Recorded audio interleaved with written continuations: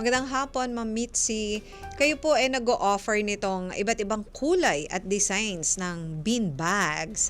Kailan po at paano nagsimula ang inyong negosyo?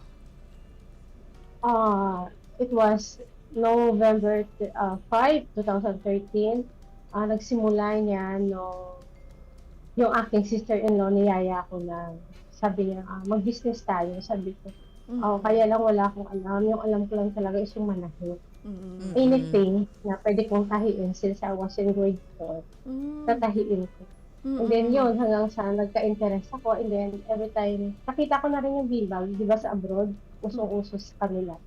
So nakikita ko siya, kaya sabi ko, ay ang mahal-mahal, hindi ko kaya.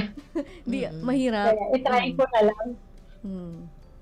Kaya po, kumbaga, na-inspire ho kayo sa ibang bansa nung kayo ay pumunta sa ibang bansa.